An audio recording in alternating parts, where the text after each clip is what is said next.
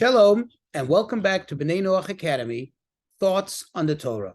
Please remember to hit the like button, to subscribe, and most importantly, to share this wisdom and inspiration with friends and family. So if you look in Exodus chapter 25, verse 8, there is the commandment to build a sanctuary, a holy dwelling place for God. As it says, and you shall make a sanctuary for me, and I may dwell amongst them or amongst you.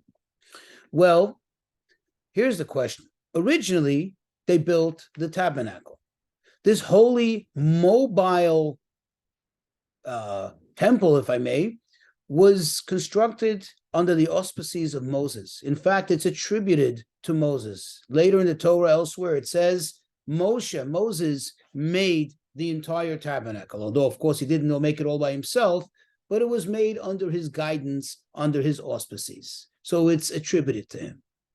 Now, this is the original one, but it wasn't the ultimate one. It wasn't designed to be the ultimate one. The ultimate ones, of course, were the two temples that stood in Jerusalem, and the third temple is the ultimate of the ultimates, and that will be the one that the Mashiach, King Messiah, will rebuild when he finally brings the redemption. Here is the question. Whatever happened with that tabernacle? Where is it exactly? Well, we know by tradition, and it's recorded in the Talmud, that this tabernacle was indeed hidden in the catacombs under the Temple Mount. Deliberate caves and, if I may, storage units were designed and constructed by King Solomon when they built the Holy Temple. And one of the artifacts that was hidden away there, and we will once again get to see, once the redemption comes, once there's the resurrection of the dead, is the original tabernacle with all the curtains and the drapery and everything that Moses constructed. Here is the question. Why there? And why is it important for us to know about this?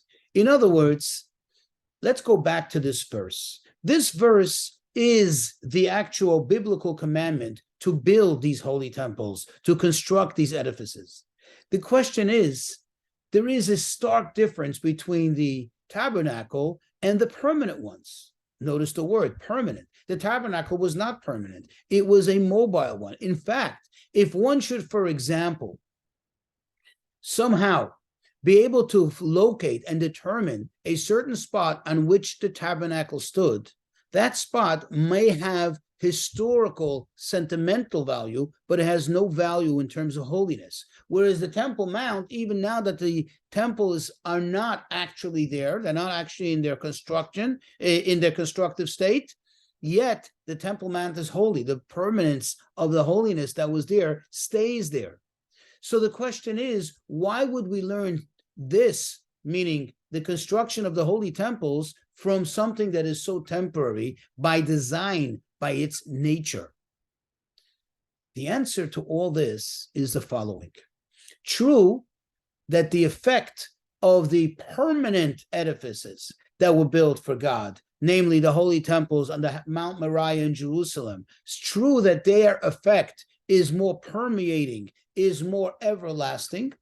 However, when we look at the idea, the, so to speak, fundamental concept of this whole thing, namely to bring godliness into the world, to make God's presence dwell, quote unquote, in the world, actually the tabernacle highlights that even more and in a greater measure. How so? Think about it. The tabernacle was constructed in and was designed to be used in a place that's inherently barren of any holiness, not even holiness, meaning not even godliness and spirituality, but as a result and an expression of it that can even be experienced in the reality of a desert, that there's nothing there. It doesn't even grow. It's not a place of civilization. It's not a place of settlement, as the Torah itself spells out the hardships of the desert, the terrain, the environment, and so on and so forth. Thus, the message of being able to bring godliness into such a place, to be able to have godliness dwell there, albeit not in an absolute permanent state, not in an absolute settled manner, but even for the time that it's there, to have it there and to be able to dwell and shine, that is an exceptional feat. That is an exceptional accomplishment. That is the origin of and the foundation of this whole concept of being able to bring godliness into the world. You see, the temple in Jerusalem, think about it.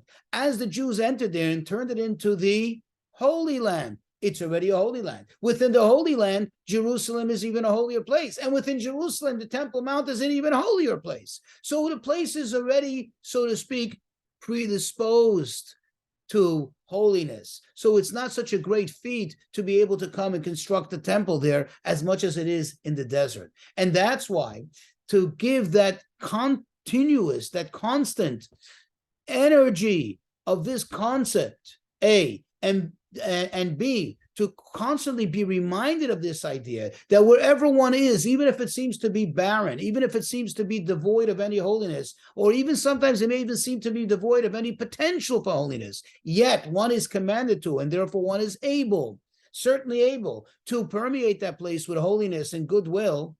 That's why they had it buried right there. They had it hidden right there in the base of the temple, under the temple, signifying that this is the foundation of the whole thing. And this should serve for an everlasting lesson to us and encouragement that no matter where we are, no matter what the environment holds, we can always bring good and godliness to that place.